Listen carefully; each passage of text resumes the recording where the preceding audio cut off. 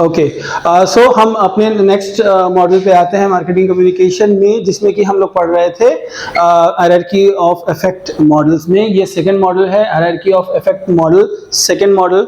इसमें बेसिक ये भी वही है। मॉडल जो है ये मॉडल बताता है कि देयर आर 6 स्टेप्स। जब एक ऑडियंस या एक कंज्यूमर है, वो जब पहली बार आपके ऐड को देखता है, वहां से जब वो फाइनल प्रोडक्ट को खरीदता है, उसके बीच में टोटल 6 स्टेप्स हैं, 6 स्टेजेस के थ्रू वो गुजरता है और तभी वो फाइनल डिसीजन लेता है। डिसीजन कैसे कैसे हैं, क्या क्या स्टेजेस हैं, ये हम डिस्कस करेंगे। पहले यहाँ वर्ड जो हायरार्की यूज किया गया, हायरार्की इसलिए यूज किया गया है because number of consumers moving from one stage to another stage keeps on decreasing, keeps on reducing. तो यानी कि एक स्टेज से जो दूसरे स्टेज पे नंबर ऑफ कंज्यूमर्स जा रहे हैं वो कम होते जाते हैं। फॉर एग्जांपल, अगर 10 लोगों ने ऐड पहले स्टेज में देखा, वो अवेयर हुए 10 लोग, तो जो नेक्स्ट स्टेज पे जाएंगे वो 10 से कम होंगे, 8 हो सकते हैं, 9 हो सकते हैं ना। तो जैसे जैसे स्टेप्स आगे बढ़ेंगी, स्टेजेस आगे बढ़ेंगी, नंबर ऑफ जो कंज्यूमर्स हैं वो कम होते जाएंगे। इसमें जो स्टेजेस जो कवर करते हैं वो मेनली अवेयरनेस से शुरू होता है। Theory covers a series of stages that advertisers should follow, है ना। जिससे कि ये भी वही है, अगर आप एक एडवर्टाइजर हो, एक मार्केटर हो, तो इन स्टेजेस को पढ़ने से एक इंसाइट आपको मिलता है कि आपको ऐड कैसे डिजाइन करना है, कैसे अपील करनी है, क्या चीज किस स्टेज पे कस्टमर को जो है अपील करेगी, अट्रैक्ट करेगी, और क्या चीज जो है वो अपील करे और कस्टमर से हम डिजायर्ड रिएक्शन, रिस्पॉन्स वो हम ले सके। तो इसको समझना इसलिए जरूरी है कि हमें पता हो कि हमको उससे रिस्पॉन्स कैसे जनरेट कराना है। ये स्टेजेस हैं, टोटल 6 स्टेजेस आप देख सकते हैं। इसको अलग अलग कलर्स में शेड किया गया है, नेवी ब्लू, लाइट ब्लू और ग्रे में, क्योंकि ये जो पहली 2 स्टेजेस हैं, पहले अवेयरनेस और नॉलेज जो है वो एक कॉग्निटिव स्टेज मानी जाती है। कॉग्निटिव स्टेज का मतलब है कि इन स्टेज में कंज्यूमर जो है वो थिंकिंग करता है ना, वो थॉट प्रोसेस में होता है। जो मेन रिएक्शन या जो मेन रिस्पॉन्स है कंज्यूमर का है, वो है उसके दिमाग में एक थिंकिंग प्रोसेस को स्टार्ट करना। तो ये एक कॉग्निटिव प्रोसेस है।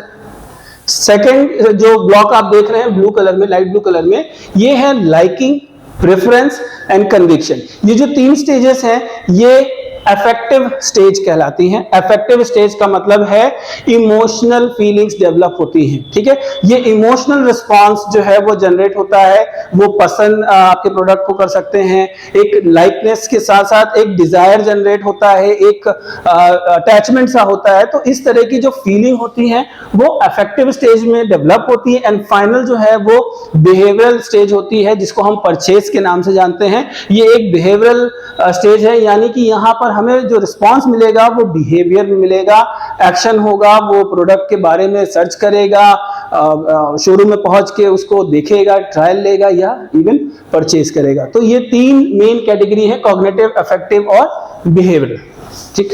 आप इन स्टेजेस को डिटेल में पढ़ते हैं। पहला अवेयरनेस, ठीक है। अवेयरनेस एक ऐसी स्टेज है जहां पर, जैसे कि हम प्रीवियस मॉड्यूल में पढ़ा, जब कस्टमर आपके प्रोडक्ट के बारे में या सर्विस के बारे में पहली बार जानता है, तो ये अवेयरनेस है।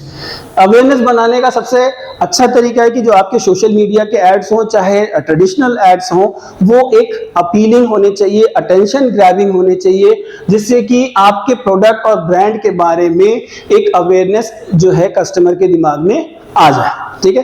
अब जब एक बार अवेयरनेस आ जाती है तो वो एक जान जाता है कि आपका प्रोडक्ट ऑलरेडी मार्केट में है। नेक्स्ट स्टेज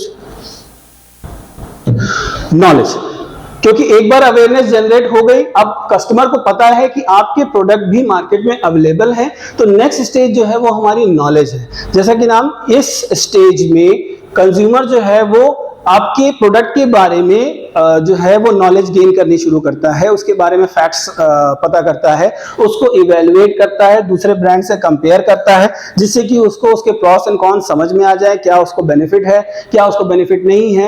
ये पता करने के लिए प्रोडक्ट्स के बारे में जहां से हो सकता है मल्टीपल सोर्सेस से, चाहे वो ऑनलाइन रिव्यूज देखे, ऑनलाइन वेबसाइट पे चेक करे, अपने रिलेटिव से या जो यूजर है उनसे पूछे, या फिर शोरूम में जाके जहां प्रोडक्ट मिल रहा है वहां जाके पता करे। तो ये नॉलेज जो है वो मैक्सिमम या मल्टीपल सोर्सेस से वो नॉलेज गेन करता है, जिससे कि वो प्रोडक्ट को इवैल्यूएट कर सके कि प्रोडक्ट है कैसा। ठीक, नेक्स्ट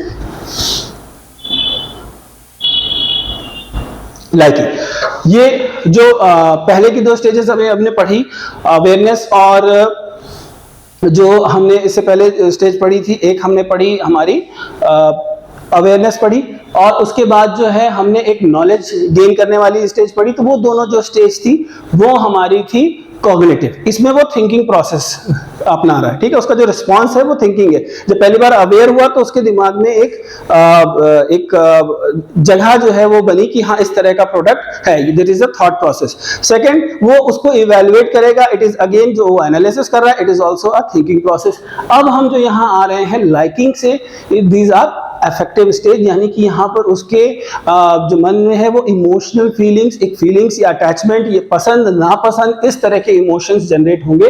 पहला है लाइकिंग। यहाँ पर जो है कंपनी को ध्यान ये देना है कि जो कस्टमर्स हैं वो आपके ब्रांड के साथ एक जो है इमोशनल अटैचमेंट ले या पसंद करें। तो यहाँ पर जो भी ऐड होंगे वो उसकी पॉजिटिव साइड को बताएंगे, पॉजिटिव रिव्यूज को बताएंगे।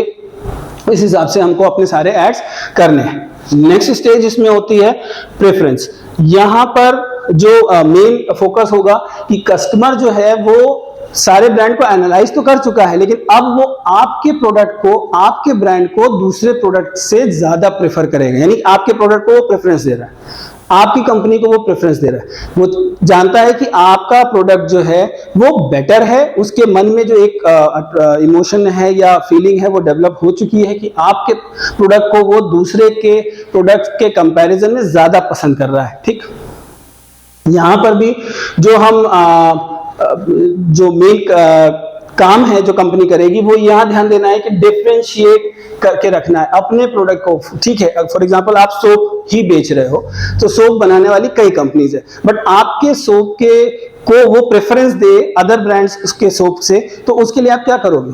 आपको अपने प्रोडक्ट को दूसरे ब्रांड से, अपने कॉम्पिटिटर से थोड़ा अलग दिखाना है। उसे हम कहते हैं डिफरेंशिएशन। ठीक है, यानी कि जब एक कंपनी अपने प्रोडक्ट को दूसरे प्रोडक्ट से अलग करती है, दूसरे कंपनीज के प्रोडक्ट से, कॉम्पिटिटर्स के प्रोडक्ट से अलग दिखाती है, फीचर से हो सकता है, एड्स के थ्रू हो सकता है, फ्रेग्रेंस हो सकता है, कॉस्ट हो सकती है, मतलब उसकी प्राइस हो सकती है, कम प्राइस वाला, ज्यादा प्राइस वाला, या उसके फ्रेग्रेंस जो है वो यूनिक है, नए तरीके का फ्रेग्रेंस है, इस तरह के, या कॉम्बो ऑफर्स हो सकते हैं, by one get one free वाले। तो किसी तरह आपको अपने प्रोडक्ट को दूसरे प्रोडक्ट से डिफरेंशिएट करना है इस स्टेज में, तभी आपको कंज्यूमर जो है वो प्रेफरेंस देगा। अगर वो सारे ब्रांड्स को एक ही जैसा समझेगा, यानी कि किसी के बीच में डिफरेंशिएशन नहीं है, आपने अपने प्रोडक्ट को डिफरेंशिएट नहीं किया, तो वो प्रेफरेंस कैसे देगा? सब एक ही जैसे ब्रांड्स हो जाएंगे उसके लिए, तो वो प्रेफरेंस कैसे देगा? सब बराबर हैं, तो उसके लिए डिसीजन मेकिंग भी आसान नहीं होगी। यहां हम प्रेफरेंस देते हैं।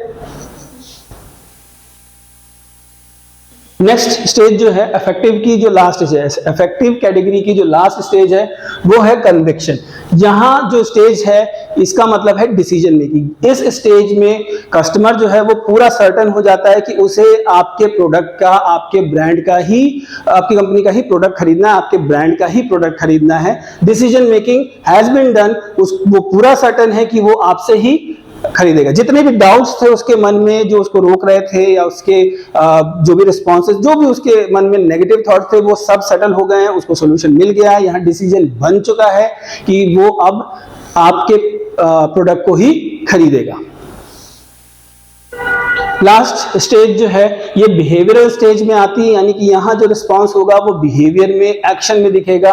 This is purchase. यहाँ कस्टमर क्योंकि ऑलरेडी पहले स्टेज में वो डिसीजन बना चुका था, अब वो कब खरीदेगा? ये परचेज स्टेज में खरीदेगा। वो दुकान तक जाएगा, पॉजिटिवली वो पेमेंट करेगा और प्रोडक्ट को खरीद के लाएगा। तो ये एक परचेज स्टेज का है कि यहाँ पर एक्चुअल परचेज होती है। This is the final stage.